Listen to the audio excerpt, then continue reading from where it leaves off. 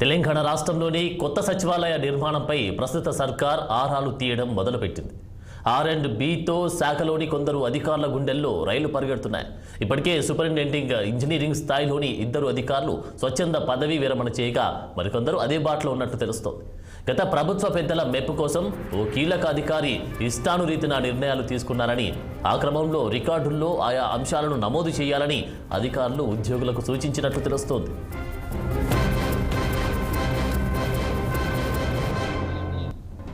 ఇక ఇదే అంశానికి సంబంధించి తాజా అప్డేట్స్ మా పొలిటికల్ బ్యూరో చీఫ్ రామ్ అందిస్తారు. రామ్.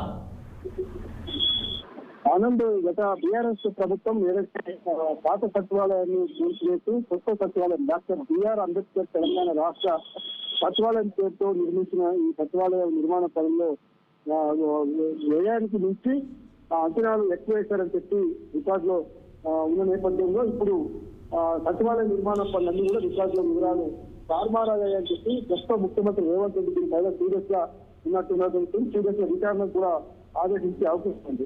ముఖ్యంగా ఒక R&B సంబంధించిన శాఖలో కొంతమంది సూపరింటెండెంట్ అధికారులు తర్వాత ఇతర అధికారులు కలిసి ఇలాంటి చర్యలు చేపట్టారని చెప్పి దాదాపు నిర్మాణం అయ్యి 11 నెలలైనప్పటికీ కూడా ఇప్పటి వరకు క్వాలిటీ చెకింగ్ చేసుకోవడం కూడా కొంత అనుమానానికి దారితీస్తుందని చెప్పి అనుకోవాలి.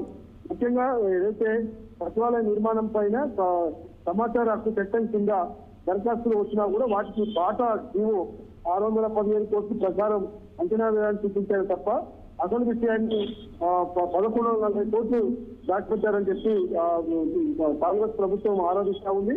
దీనికి కాంగ్రెస్ సర్కారు ఈ విషయాన్ని ఖచ్చితంగా ఒక ఉన్నతాధికారి ఆదేశాలతోనే రికార్డులన్నీ కూడా తారుమారయ్యాయని చెప్పి ఆరోపిస్తుంది. దీనిపైన రేవంత్ రెడ్డి కూడా ఈ సచివాలయ నిర్మాణ ఖర్చు రెట్టింపు అవడంపై సీరియస్ గా తెలుస్తా ఉంది.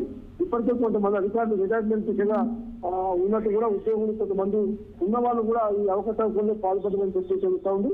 ఈ నేపథ్యంలోనే ఖచ్చితంగా ఈ రెట్టింపు అవడం పైన ఎవరి పాత్ర ఉంటుంది, ఏ అధికారి ఏం చేశారు, అసలు R&B సంబంధించిన మంత్రి పాత్ర ఏముంది, ముఖ్యమంత్రి పాత్ర ఏముంది, దీనిపైన లోతుగా విచారించి ఖచ్చితంగా చర్యలు తీసుకుంటామని చెప్పి తెలుస్తా ఉంది.